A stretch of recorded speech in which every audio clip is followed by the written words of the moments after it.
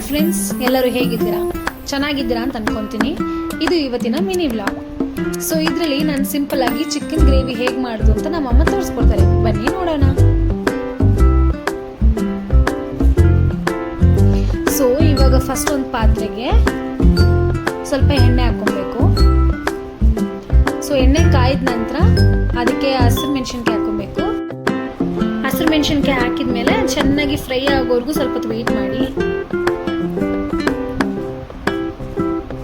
So ಇವಾಗ ಅದಕ್ಕೆ ಚಿಕ್ಕದಾಗಿ ಹೆಚ್ಕೊಂಡಿರೋ ಈರುಳ್ಳಿ ಎಷ್ಟು ಬೇಕೋ ಅಷ್ಟು, ಅದಕ್ಕೆ ನೀವು ಚಿಕನ್ ಎಷ್ಟು ತಗೋತೀರೋ ಅಷ್ಟಿಗೆ ನೀವು ನೋಡಿಕೊಂಡು ಅಳತೆ ತಕ್ಕಂಗೆ ಹಾಕೊಳ್ಳಿ. ನಾವು 1 kg ಮಾಡ್ತಿರೋದ್ರಿಂದ ನಾವು ಒಂದು 2 ಈರುಳ್ಳಿ, ದಪ್ಪಂದು ಸೈಜಿಂದ 2 ಈರುಳ್ಳಿ ಕಟ್ ಮಾಡ್ಕೊಂಡಿದ್ದೀವಿ. ಸೊ ಬರೀ ಈರುಳ್ಳಿ ಬೇಯಕ್ಕೆ ಮಾತ್ರ ಒಂದು ಸ್ವಲ್ಪ ಉಪ್ಪು ಹಾಕಿದ್ದೀವಿ. ಸೊ ದಟ್ ಯಾಕಂದರೆ ಸ್ವಲ್ಪ ಈರುಳ್ಳಿ ಬೇಗ ಬೇಯುತ್ತೆ. ಸೊ ಅದಾಗಿದ್ಮೇಲೆ ಜಿಂಜರ್ ಗಾರ್ಲಿಕ್ ಪೇಸ್ಟು ಮನೇಲೆ ಹರ್ಕೊಂಡು ಹಾಕಿ, ಸೊ ದಟ್ ಒಳ್ಳೆ ಫ್ಲೇವರ್ ಕೊಡುತ್ತೆ. ಅದಾದಮೇಲೆ ಚಿಕನ್ ಹಾಕ್ಕೊಳ್ಳಿ.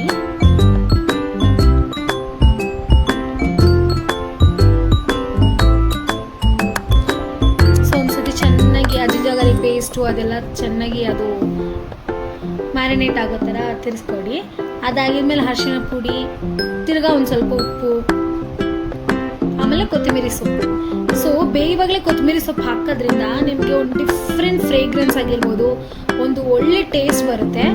ಆಮೇಲೆ ಇವಾಗ ಕೂಡ ನೀವು ಒಂದು ಸ್ವಲ್ಪ ಜಿಂಜರ್ ಗಾರ್ಲಿಕ್ ಪೇಸ್ಟ್ ಹಾಕೊಳ್ಳಿ. ಇದೆಲ್ಲ ಏನಂದರೆ ನೀವು ಚಿಕ್ಕ ಚಿಕ್ಕ ಟಿಪ್ಸ್ ಅಷ್ಟೇ. ನೀವು ಇದನ್ನ ಫಾಲೋ ಮಾಡಿದ್ರೆ ನಿಮಗೆ ಸೂಪರ್ ಆಗಿರೋ ಒಂದು ಚಿಕನ್ ಗ್ರೇವಿ ಬರುತ್ತೆ. ಸೊ ಅದಾಗಿದ್ಮೇಲೆ ಒಂದು ಸ್ಪೈಸಸ್ ಹಾಕೊಳ್ಳಿ. ಖಾರದ ಪುಡಿ, ಧನಿಯಾ ಪುಡಿ ಹಾಕಿದ ನಂತರ ಆಲೂಗಡ್ಡೆ ಹಾಕೊಳ್ಳಿ. ನಮ್ಮ ಮನೇಲಿ ನಾರ್ಮಲ್ ಆಗಿ ಆಲೂಗಡ್ಡೆ ಹಾಕೊತೀವಿ, ಅದು ಚೆನ್ನಾಗಿರುತ್ತೆ. ನಿಮಗೆ ಇಷ್ಟ ಆಗಿದ್ರೆ ಆಲೂಗಡ್ಡೆ ಹಾಕೊಳ್ಳಿ, ಇಲ್ಲಾಂದ್ರೆ ನೀವು ಅದನ್ನ ಸ್ಕಿಪ್ ಮಾಡ್ಬೋದು. ಸೊ ಇವಾಗ ಟೊಮೆಟೊ ಹಾಕೊಳ್ಳಿ. ಸೊ ಇಲ್ಲಿ ನಾವು ಒಂದು ಚಿಕ್ಕ ಚಿಕ್ಕದು 4 ಟೊಮೆಟೊ ಹಾಕಿದ್ದೀವಿ.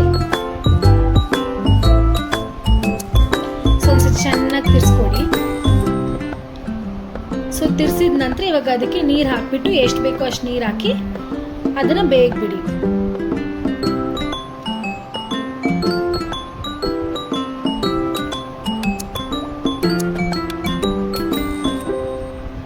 ಇವಾಗ ಫೈನಲ್ ಆಗಿ ಇನ್ನೊಂದು ಸ್ವಲ್ಪ ಕೊತ್ತಂಬರಿ ಸೊಪ್ಪು ಹಾಕಿ ಲಿಡ್ನ ಮುಚ್ಚಿಬಿಟ್ಟು 2 ವಿಸಿಲ್, 2 ಇಲ್ಲಾಂದರೆ 3 ವಿಸಿಲ್ ಬಿಟ್ಬಿಟ್ಟು ಆಮೇಲೆ ನೋಡ್ಬೋದು ಚೆನ್ನಾಗಿ ಚಿಕನ್ ಬಂದು ಬೆಂದಿರುತ್ತೆ. ಸೊ ಇವಾಗ ವಿಸಿಲ್ ಬಂದಿದೆ.